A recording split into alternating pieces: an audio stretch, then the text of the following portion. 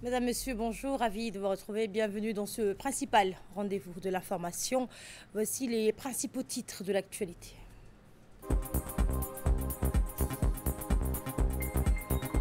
Le chef de l'État de retour au pays après sa participation à l'Assemblée générale de l'ONU. Un nouvel élan pour le développement institutionnel et social. Vous entendrez le ministre de l'Économie et des Finances dans le journal.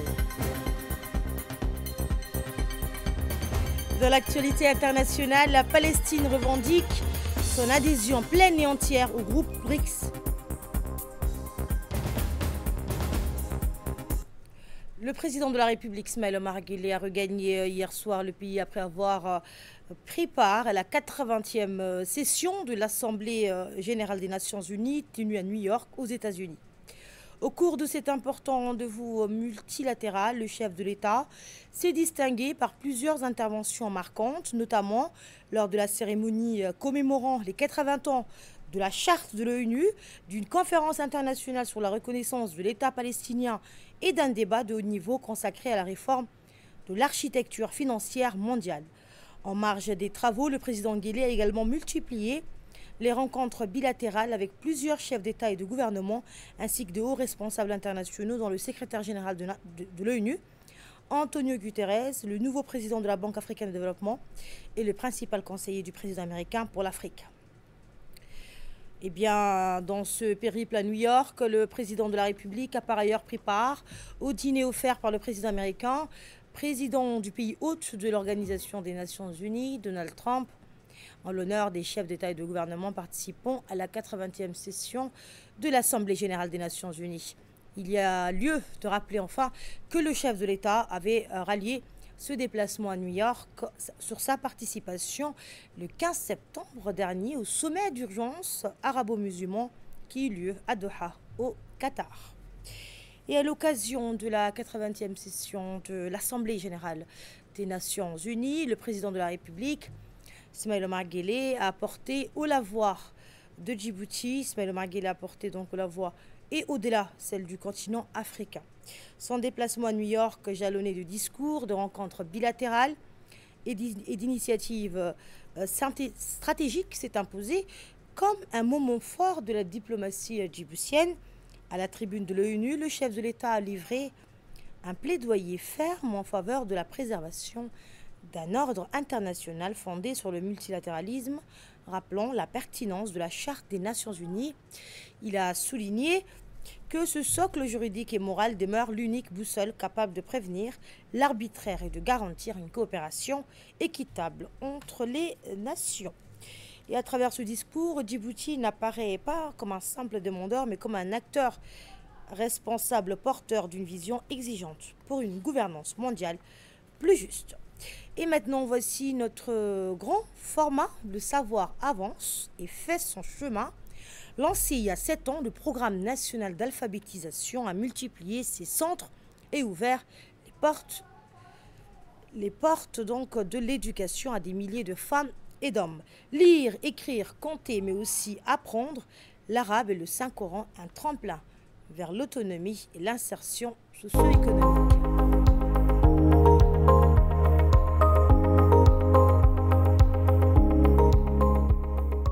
Le programme national d'alphabétisation, dans sa version actuelle, a débuté il y a 7 ans, en 2018, avec le concours de 3 ministères, à savoir le ministère de l'Éducation nationale, le ministère de la Femme et de la Famille et le ministère des Affaires sociales et des Solidarités. Entièrement financé par le MAS, le programme national d'alphabétisation a pour objet de lutter contre l'exclusion des personnes n'ayant pas eu la chance d'aller à l'école. Il s'agit d'un programme national étalé sur un cursus de 3 ans, à l'issue desquels la personne alphabétisée obtient une attestation de reconnaissance si bien entendu la dite personne passe avec succès l'évaluation finale de 3e année. Ces contenus de formation sont essentiellement basés sur le lire, écrire et calculer en français. Depuis février 2023 et toujours avec l'appui financier du MAS, le programme assure également l'enseignement de la langue arabe et de la lecture du Saint-Coran. Depuis 7 ans, le programme a connu une hausse sensible du nombre de centres et a fortiori du nombre d'alphabétisés. Il est passé de 61 à 94 centres. En termes d'effectifs, il y a lieu de préciser que le nombre de bénéficiaires n'a cessé d'augmenter, même si la fluctuation des effectifs est un fait réel. En effet, le caractère plus ou moins instable des inscrits est un phénomène généralement observé dans tout processus d'alphabétisation des adultes. Néanmoins, il faut souligner que toute tendance confondue entre les inscrits ayant terminé le cursus ou l'ayant quitté prématurément, les effectifs globaux enregistrés l'an dernier tournent autour de 12 000 alphabétisés. La mobilisation, passant par les manifestations in situ et dans les écoles, se poursuit et les dernières en date sont les soirées portes ouvertes organisées à l'intention des différents quartiers dans le but de rehausser les inscriptions dans les centres. L'autre aspect non négligeable du programme est sa contribution à la lutte contre le chômage. En effet, le programme compte 210 alphabétiseurs issus des jeunes en situation de chômage. Ces jeunes bénéficient d'une formation en pédagogie tous les 2 mois. Sur le plan socio-économique, nombre d'alphabétisés ayant terminé le cursus des 3 années et s'étant classés parmi les meilleurs bénéficient en général d'activités génératrices de revenus dans le but justement de faciliter leur insertion dans le tissu économique. Ce petit fonds de démarrage leur a servi soit d'équilibrer leur petit commerce pour celles qui avaient déjà une occupation commerciale, soit à financer le démarrage d'un petit commerce. Une autre forme de motivation a consisté à la mise en place et à l'effectuation d'un module de formation axé sur l'initiation à l'outil informatique durant 3 mois. Cette initiative s'est soldée par un apprentissage intensif à l'utilisation de l'ordinateur et la rédaction de textes courts. À l'issue de cette formation, il nous a été possible d'accompagner ces apprenantes en leur offrant les moyens nécessaires à une insertion socio-économique. Des AGR ont été octroyés à chacune des formées. J'ai saisi cette occasion pour louer les efforts nationaux afin de construire une architecture numérique évoluée et appelée à la mise en œuvre des formations et stratégies numériques favorables au genre, tout en continuant sans relâche l'effort déployé pour l'alphabétisation des femmes. Je veux, dans le cadre de la nouvelle politique nationale du genre, que les ministères concernés mettent en place les moyens humains et matériels nécessaires pour entamer de nouveaux cycles de ce qu'on appelle désormais l'alphabétisation numérique. Le président de la République, Ismaël Omar Guelleh, a pris la parole lors de la 80e session de l'Assemblée générale des Nations unies à New York, portant haut les intérêts de Djibouti sur la scène internationale.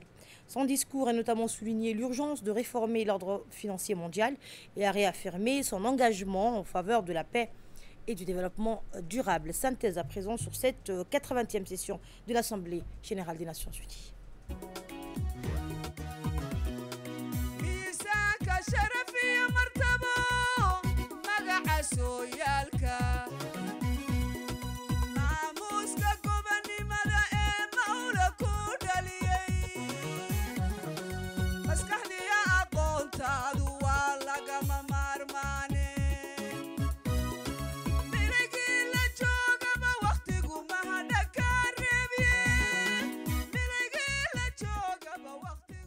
À New York, septembre 2025.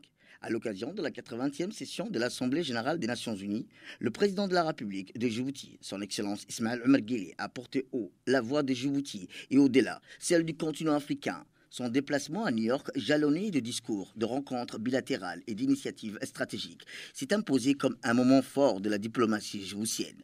À la tribune de l'ONU, le chef de l'État a livré un plaidoyer ferme en faveur de la préservation d'un ordre international fondé sur le multilatéralisme, rappelant la pertinence de la Charte des Nations Unies. Il a souligné que ce socle juridique et moral demeure l'unique boussole capable de prévenir l'arbitraire et de garantir une coopération équitable entre les nations. Mais Guelleh a également insisté sur la nécessité de réformer l'architecture financière mondiale. Dénonçant une injustice héritée de Bretton Woods, il a mis en avant les contraintes auxquelles se heurtent les pays du Sud.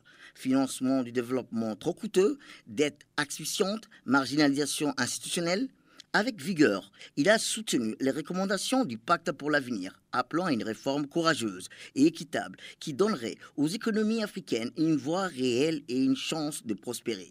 L'autre volet majeur de son intervention fut consacré à la question palestinienne, à la conférence internationale sur la solution à deux États. Le président de la République, son Excellence Ismaël Omar Guelleh, a rappelé que plus de 150 pays reconnaissent déjà la Palestine, mais que cette reconnaissance reste insuffisante face à l'occupation illégale et aux violences documentées par l'ONU. S'appuyant sur l'avis consultatif de la Cour internationale de justice et sur les conclusions récentes de la commission d'enquête onusienne, le président de la République a condamné le génocide perpétré à Gaza. Il a lancé un appel solennel aux Nations Unies. Transformer les engagements en actions concrètes afin que la paix soit enfin fondée sur la justice, l'égalité et la sécurité des deux peuples. En marge de l'Assemblée générale, le président de la République a multiplié les rencontres. Son entretien avec le président de la Banque africaine de développement, Sidi Ould a confirmé la solidité du partenariat entre Djibouti et la Banque africaine de développement. Les discussions ont porté sur des projets structurants dans des domaines de l'énergie, du numérique et des infrastructures, reflètent de la vision stratégique de Djibouti en matière d'intégration régionale et de développement durable. Cette convergence de vues illustre l'ambition de Djibouti de consolider ses acquis, tout en contribuant activement à l'agenda économique continental. Le chef de l'État a rencontré aussi dans la foulée le secrétaire général des Nations Unies, M. Antonio Guterres.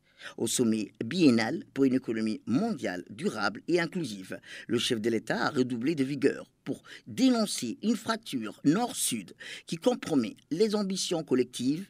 Il a exigé des réformes concrètes autour de 3 axes. Restructuration plus équitable de la dette, accès renforcé aux droits de tirage spatiaux et représentation juste au sein des institutions financières. À travers ce discours, Djibouti n'apparaît pas comme un simple demandeur, mais comme un acteur responsable, porteur d'une vision exigeante pour une gouvernance mondiale plus juste.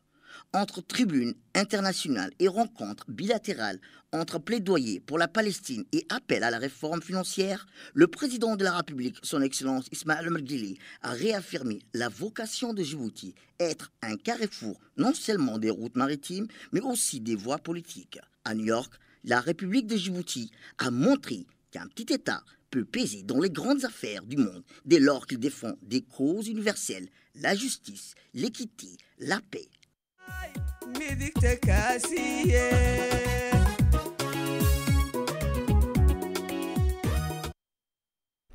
Et dans l'actualité également, le cabinet du ministère de l'économie a abrité une cérémonie marquant une nouvelle étape de notre coopération internationale. Le ministre de l'économie et des finances, Ilyas Moussa Doualé, chargé de l'industrie, a signé aux côtés de l'ambassadrice de l'Union européenne, Dr Denisa Elena Lennet, avec la ministre de la Femme et de la Famille, Mme Mouna Ousmane Aden, 2 conventions de financement cruciales pour notre avenir. Au total, ce sont 7 millions d'euros, environ 1,4 milliard de francs Djibouti, qui seront donc injectés dans des projets au cœur des priorités nationales.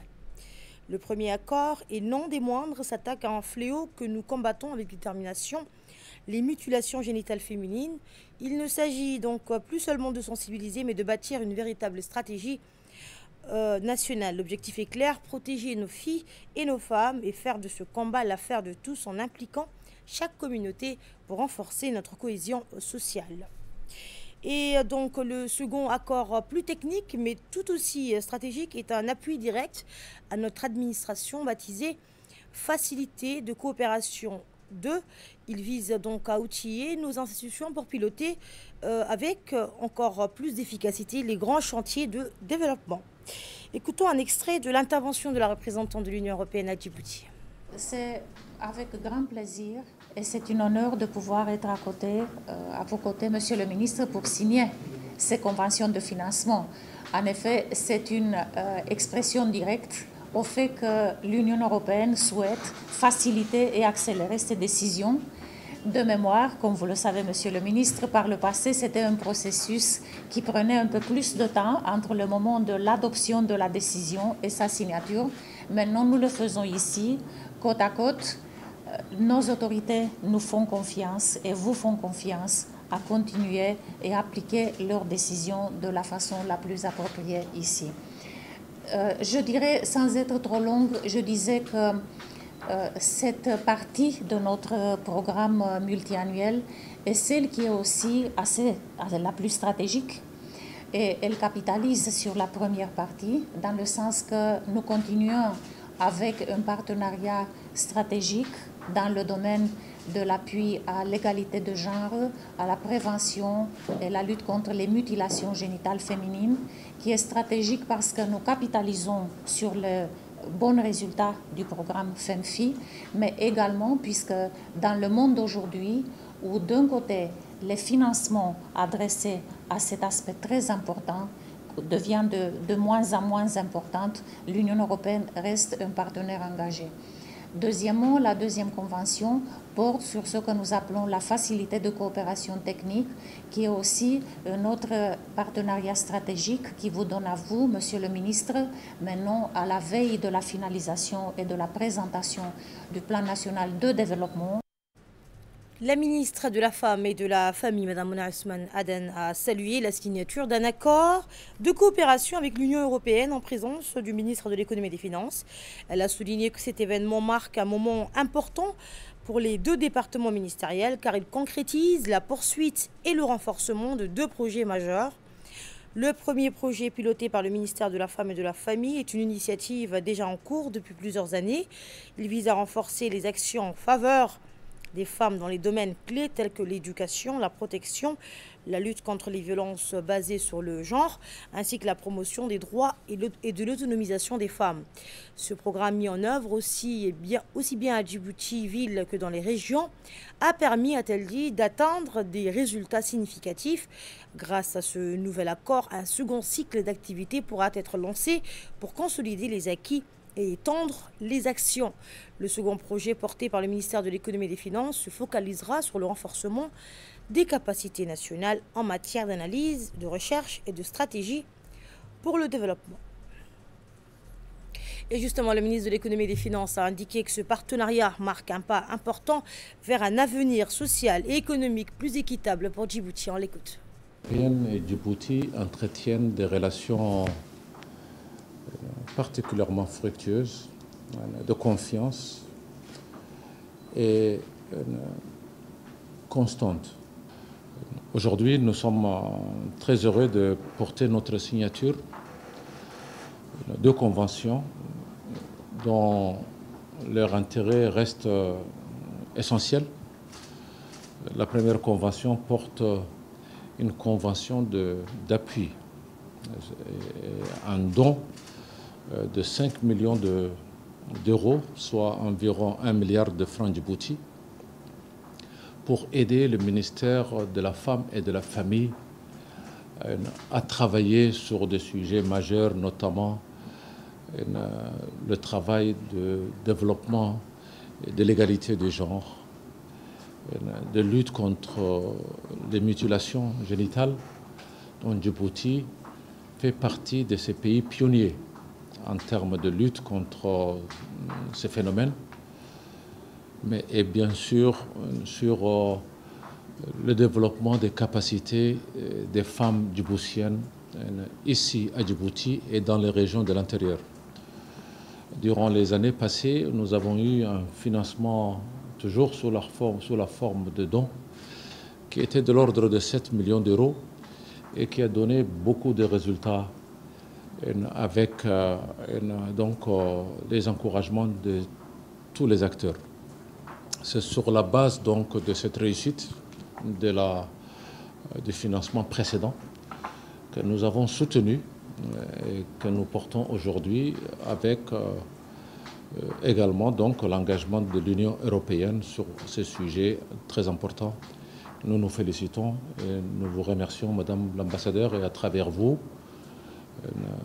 l'Union européenne plus généralement. Deuxièmement, c'est une convention d'appui technique pour financer toutes nos études stratégiques, pour financer également les capacités de nos différentes institutions pendant les années à venir, pour que nous ayons un peu plus de flexibilité en termes de réalisation des études, qu'elles soient des études destinées à la promotion des investissements à Djibouti, mais également des études pour définir des politiques publiques sur différents sujets d'intérêt pour Djibouti. Dans l'actualité également, lutte contre la contrebande à Tadjoura, plus de 7 tonnes de quêtes illégales saisies et détruites. Dans le cadre des efforts continus de lutte contre le trafic illicite, la division régionale des douanes de Tadjoura, en étroite collaboration avec la police nationale et l'armée nationale, a mené avec succès une importante opération qui a permis la saisie de 7 563 kg de quêtes de contrebande. Ce produit prohibé, introduit légalement sur le territoire, a été immédiatement détruit conformément aux procédures en vigueur dans un souci de protection de la santé publique et de respect de la législation nationale. Le directeur général des douanes, Gouled Ahmed Youssouf, s'est félicité de cette opération réussie et a tenu à saluer le professionnalisme et la coordination efficace des forces engagées. Le Kenya met en place un nouveau cadre structuré pour réguler l'accès des compagnies aériennes étrangères à son marché. Ce dispositif piloté par un comité technique remplace les autorisations ponctuelles par un système d'évaluation clair prenant en compte plusieurs critères stratégiques. L'objectif est de renforcer la transparence, protéger les intérêts nationaux et stimuler le tourisme avec un objectif de 5 millions de visiteurs d'ici 2027. Ce cadre vise aussi à consolider le rôle du pays comme hub aérien majeur en Afrique en soutenant le commerce, l'investissement et l'emploi. Le 8e congrès des dirigeants religieux mondiaux s'est achevé à Astana avec l'adoption de la déclaration de paix 2025.